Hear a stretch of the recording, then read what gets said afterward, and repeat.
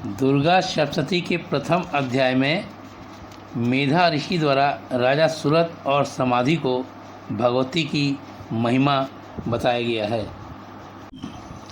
प्रथम चरित्र के ब्रह्मा ऋषि, महाकाली देवता, गायत्री छंद, नंदा शक्ति, रक्तदंडिता बीज, अग्नि तत्व और रजवय स्वरूप हैं। श्री महाकाली देवता की प्रसन्नता के लिए प्रथम चरित्र में इसका विनियोग किया जाता है। अब कथे का विस्तार से सुनिए। भगवान विष्णु के सो जाने पर मद और कैटभ को मारने के लिए कमल जन्मा ब्रह्मा जी ने जिसका स्तवन किया, उन महाकाली देवी का मैं सेवन करता हूँ। वह अपने 10 हाथों में खंडक, चक्र, गदा, बाण, धनुष, पारुद, शूल, भुषुंड, मस्तक और शंख धारण करती हैं। उनके 3 नेत्र हैं। वह समस्त अंगों में दिव्य विभूतियों से विभूषित हैं।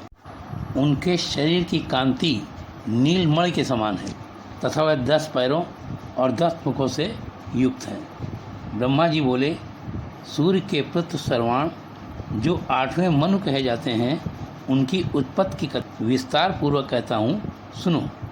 सूर्य कुमार महाभाग सर्वाण भगवती महामाया के अनुग्रह से जिस प्रकार मदंतर के स्वामी हुए, वही प्रसंग सुनाता हूँ। पूर्व काल की बात है। सुरोचित में मदंतर सुरथ नाम के एक राजा थे जो चैत्र वंश में उत्पन्न हुए थे। उनका समस्त भूमंडल पर अधिकार था। वह प्रजा को अपनी औरत पुत्रों के भांति धर्मपूर्वक पालन करते थे। तो भी उस समय कोल विध्वंसी नामक क्षत्रिय उनके शत्रु हो गए। राजा सुरथ की दंड नीति बहुत प्रबल थी। उनका शत्रुओं के साथ संग्राम हुआ। यद्यप कोल विध्वंसी संख्या में कम थे, तो भी राजा सुरथ युद्ध में उनसे परास्त हो गए। अब वह युद्ध भूमि से अपने नगर को लौट आए और केवल अपने देश के राजा होकर रहने लगे। मतलब अब समूची पृथ्वी से उनका राज चला गया। किंतु वहाँ भी उन प्रबल शत्रुओं ने महाभाग राजा सुरथ पर आक्रमण कर दिया। राजा का बल क्षीण हो चला था, इसलिए उनके दुष्ट बलवान एवं दुरात्मा मंत्रियों ने वहाँ उनकी राजकीय सेना और खजाने को हथिया लिया। सूरत का प्रभुत्व नष्ट हो चुका था, इसलिए वे शिकार खेलने के बहाने घोड़े पर सवार होकर वहाँ से अकेले जंगल में चले गए। वहाँ उन्होंने विप्र और मेधा मुनि का आश्रम देखा, जहाँ कितने ही हिंसक जीव परम शांत स्वभाव से रहते थे। वहाँ जाने पर मुनि ने उनका सत्कार किया और वह मुनिश्रेष्ठ के आश्रम पर इधर उधर विचरते हुए कुछ काल तक रहे। फिर ममता से भरे आकृष्टित होकर वहाँ इस प्रकार चिंतन करने लगे कि पूर्व काल में मेरे पूर्वजों ने जिनका पालन किया था, वही नगर आज मुझसे रहित है। पता नहीं वे दुराचारी भ्रगण उनकी धर्मपूर्वक रक्षा करते हैं। जो सदा मत की वर्षा करने वाला वो शूरवीर और मेरा प्रधान हाथी अब शत्रुओं के अधीन होकर न जाने किन किन भोगों को भोगता होगा। जो लोग मेरी कृपा, धन और भोजन पाने से सदा मेरे पीछे चलते थे, वो निश्चय ही दूसरे राजाओं का अनुसरण करते होंगे। उन अव्ययी लोगों द्वारा सदा खर्च होते रहने के कारण अत्यंत कष्ट से जमा हुआ मेरा खजाना खाली हो जाएगा। तथा और भी कई बातें राजा सुरथ निरंतर सोचते रहे। एक दिन उन्होंने वहाँ विप्र और मेधामुनि के आश्रम में एक वैश्य को देखा और उनसे पूछा, भाई तुम कौन हो? तुम्हारे यहाँ आने का कारण क्या है? तुम क्यों शोधग्रस्त और अनमाने से दिखाई पड़ते हो? राजा सुरथ का प्रेम वचन सुनकर वैश्य विनीत भाव से उन्हें प्रणाम करके कहा। वैश्य बोला, राजन, मैं धनियों के कुल में उत्पन्न हुआ वैश्य हूँ। मेरा नाम समाधि है। मेरे दुष्ट स्त्री पुत्रों ने धन के लोभ से मुझे घर से बाहर निकाल दिया है। इस समय मैं धन और स्त्री और पुत्रों से वंचित हूँ। मेरे विश्वसनीय बंधुओं ने मेरा ही धन लेकर मुझे दूर कर दिया है, इसलिए मैं दुखी होकर वन को चला आया हूँ। यहाँ रहकर मैं इस बात को नहीं जानता कि मेरे पुत्रों की, स्त्री की और स्वजनों की कुशल है या नहीं। इस समय घर में वे कुशल से रहते हैं अथवा उन्हें कोई कष्ट है। मेरे पुत्र कैसे हैं? क्या वह सदाचारी हैं अथवा दुराचारी हो गए? राजा ने पूछा, जिस लोभी स्त्री पुरुष आपने धन के कारण तुम्हें घर से निकाल दिया है, उनके प्रति तुम्हारे मन में इतना स्नेह क्यों है? वैश्य बोला, आप मेरे विषय में जैसी बात कहते हैं वो सब ठीक है, किंतु मैं क्या करूं? मेरा मन निठुरता नहीं धारण करता है। जिन्होंने धन के लोभ में पड़कर पिता के प्रति प्रेम, पति के प्रति स्नेह और आत्मीय जन के प्रति अनुराग को तिलांजलि दे दी है, मुझे घर से निकाल दिया है, उनके हृदय में इतना स्नेह मेरे मन में है।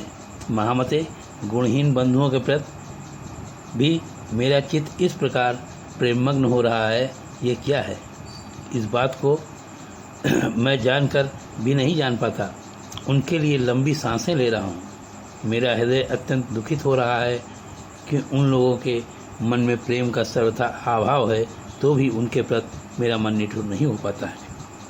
श्री मार्कंडेय जी कहते हैं, ब्रह्मन तदंतर राजाओं में श्रेष्ठ सुरत और समाध नामक वैश्य दोनों साथ साथ मेधामुधि की सेवा में उपस्थित हुए और उनके साथ यथायोग न्यायानुकूल विनय पूर्वक वर्ताव करके बैठे।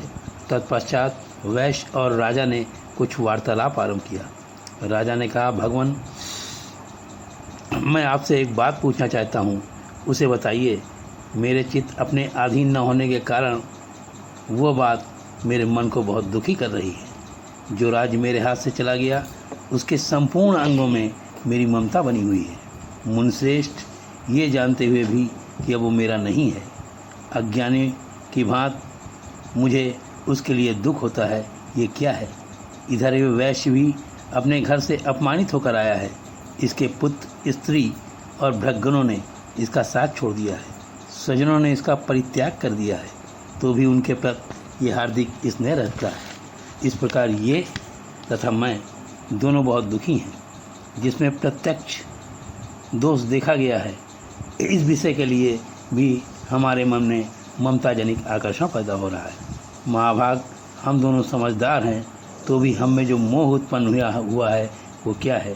विवेक शून्य पुरुषों की बात मुझ में और इसमें मूर्ता प्रत्यक्ष दिखाई पड़ती है। ऋषि बोले, महाभाग, विषय मार्ग का ज्ञान सब जीवों को है, इसी प्रकार विषय भी सबके लिए अलग अलग है। कुछ प्राणी दिन में नहीं देखते, दूसरे रात में नहीं देखते, और कुछ प्राणी दिन और रात दोनों में बराबर देखते हैं। ये ठीक है कि मनुष्य समझदार होते हैं, किंतु केवल वही समझदार नहीं होते हैं, पशु पक्षी आदि मृग आदि सभी समझदार होते हैं। मनुष्यों की समझ ठीक वैसी ही है जैसे मृग पक्षी आदि की होती है। ये अन्य बातें प्राय दोनों में समान हैं। समझ होने पर भी इन पक्षियों को देखो, स्वयं भूख से पीड़ित रहते हुए भी मोहवश बच्चों की चोंच में कितने चाव से अन्न के दाने डाल रहे हैं। नरश्रेष्ठ, क्या तुम ये नहीं जानते कि मनुष्य समझदार होते हुए भी लोभवश में अपने उपकार का बदला पाने के लिए पुत्रों की अभिलाषा करते हैं? यद्यपि उनमें समझ की कमी नहीं है, तथा वे संसार की स्थिति बनाने वाली भगवती महामाया के प्रभाव द्वारा ममतामय भंवर से युक्त मोह के गहरे गर्द में गिराए गए हैं। इसलिए इसमें आश्चर्य नहीं करना चाहिए। जगदीश्वर भगवान विष्णु की योग निद्रा रूपा जो भगवती महामाया हैं, उन्होंने इस जगत को मोहित कर रखा है। वही भगवती महामाया देवी ज्ञानियों के चित्त को भी बलपूर्वक खींचकर मोह में डाल देती हैं। वही इस संपूर्ण जगत की, चराचर जगत की सृष्टि करती है, तथा वही प्रसन्न होने पर मनुष्यों को मुक्ति के लिए वरदान देती हैं। वह पराविद्या, संसार बंधन और मोक्ष की हेतुभूता सनातनी देवी संपूर्ण ईश्वरों की भी आदेश्वरी हैं। राजा ने पूछा, भगवान, जिसे आप महामाया कहते हैं, वे देवी कौन है? ब्राह्मण, उनका आविर्भाव कैसे हुआ है तथा उनके चरित्र कौन कौन है? ब्रह्मवेत्ताओं में श्रेष्ठ महर्षि उन देवी का जैसा प्रभाव हो, जैसा स्वरूप हो और जिस प्रकार उनका प्रादुर्भाव हुआ हो, वो सब मैं आपके मुख से सुनना चाहता हूँ। ऋषि बोले, राजन, वास्तव में तो वे देवी नित्य स्वरूपा ही हैं। संपूर्ण जगत उन्हीं का स्वरूप है तथा उन्होंने समस्त विश्व को व्याप्त कर रखा है। तथा उनका प्रकट अनेक प्रकार से होता है, वो मुझसे सुनो। यद्यपि वो नित्य और अजन्मा है, तथा जब देवताओं के कार्य की सिद्धि के लिए प्रकट होती हैं, तब उस लोक में उत्पन्न हुई कहलाती हैं। कल्प के अंत में जब संपूर्ण जगत एकाग्रवण निर्मग्न हो रहा था और सबके प्रभु भगवान विष्णु शेषनाग की सैया बिछाकर योग निद्रा का आसन ले रहे थे, उस समय उनके कानों के मैल से दो भयंकर असुर उत्पन्न हुए, जो मद और कैटभ के नाम से विख्यात थे। वह दोनों ब्रह्मा जी का वध करने के लिए तैयार हो गए। भगवान विष्णु के नाभ कमल में विराजमान प्रजापति ब्रह्मा जी ने जब उन दोनों भयानक असुरों को अपने पास आया और भगवान विष्णु को सोया देखा, तब एकाग्रचित्त होकर उन्होंने भगवान विष्णु को जगाने के लिए उनके नेत्रों में निवास करने वाली योग निद्रा का स्तवन आरंभ किया, जो इस विश्व की आदिश्री जगत को धारण करने वाली, संसार का पालन और संहार करने वाली तथा तेज स्वरूपा भगवान विष्णु की अनुपम शक्ति हैं। उन्हीं निद्रा देवी की भगवान ब्रह्मा स्तुति करने। ब्रह्मा जी ने कहा, देवी तुम्ही स्वाहा, तुम्ही स्वदा, तुम्ही वष्टकार हो, स्वर भी तुम्हारे स्वरूप हैं, तुम्ही जीवनदायिनी क्षुधा हो। नित्र अक्षर प्रणों में अकार उकार मकार, इन तीन मात्राओं में तुम ही स्थित हो। इन तीन मात्राओं के अतिरिक्त जो भी बिंदु रूपा नित्य अर्ध मात्रा, जिनका विशेष रूप से उच्चारण नहीं किया जा सकता है, वो भी तुम ही हो। तुम ही संध्या सावित्री तथा परम जननी हो। देवी तुम ही विश्व ब्रह्मांड को धारण करती हो, तुमसे इस जगत की सृष्टि होती है और तुम ही इसका पालन करती हो, और सदा तुम ही कल्प के अंत में सबको अपना ग्रास बना लेती हो। जगतमयी देवी, इस जगत की उत्पत्ति के समय तुम सृष्टि रूपा हो, पालन काल के समय स्थित रूपा हो और कल्पांत के समय संहार रूप धारण करने वाली हो। तुम ही महाविद्या, महामाया, महामेधा, महास्मृति, महामोह रूपा महादेवी और महेश्वरी हो। तुम ही तीनों गुणों को उत्पन्न करने वाली सबकी प्रकृति हो। भयंकर कालरात्रि, महारात्रि, मोहरात्रि भी तुम ही हो। तुम ही श्री, तुम ही ईश्वरी, तुम ही बोध बुद्धि लक्षणा हो। लच्छा, पुच्ची, दृष्टि, शांति और क्षमा भी तुम ही हो। तुम ही खंडधारणी, शूलधारणी, घोर रूपा तथा गजा, चक्र, शंख और धनुष को धारण करने वाली हो। बाण, भूषण, ये तुम इतना ही नहीं, जगत में जितने भी सुंदर पदार्थ हैं, उन सब की अपेक्षा तुम अत्यधिक सुंदरी हो। पर और अपर, सबसे परे रहने वाली परमेश्वरी तुम ही हो। सर्वस्वरूपी देवी, कहीं भी सत असत, असत रूप से जो कुछ वस्तुएं हैं और उन सब की जो शक्ति है, वो तुम ही हो। ऐसी अवस्था में तुम्हारी स्तुति क्या हो सकती है? जो इस जगत की सृष्टि, पालन और संहार करते हैं, उन भगवान को भी जब तुमने निद्रा के अधीन कर दिया है, तब तुम्हारी स्तुति करने की शक्ति यहाँ किसको है और तुम्हारी स्तुति करने का सामर्थ्य किसे हो सकता है? मुझको भगवान शंकर तथा भगवान विष्णु को तुमने शरीर धारण कराया है, अतः तुम्हारी स्तुति करने की शक्ति किसमें है? देवी, तुम अपने इस उदार प्रभाव से प्रशंसित हो। ये जो दोनों दुर्गम असुर मद और कैटभ हैं, इन्हें मोह में डाल दो और भगवान जगदीश्वर का शीघ्र जगा दो। साथ ही इनके भीतर इन दोनों महान असुरों को मार डालने की बुद्धि उत्पन्न करो। ऋषि कहते हैं, राजन, ब्रह्मा जी ने जब वहाँ मद और कैटभ को मारने के उद्देश्य से भगवान विष्णु को जगाने के लिए तमोगुण की अधिष्ठायी देवी योग निद्रा की इस प्रकार स्तुति की, तब वह भगवान विष्णु के नेत्र, मुख, नासिका, बाहु, हृदय और वक्षस्थल से निकलकर अव्यक्त जन्मा ब्रह्मा जी के दृष्टि के समक्ष खड़ी हो गई। योग निद्रा से मुक्त होने पर जगत के स्वामी भगवान जनार्दन एकाग्रवण जल में शेषनाग की सैया से जाग उठे।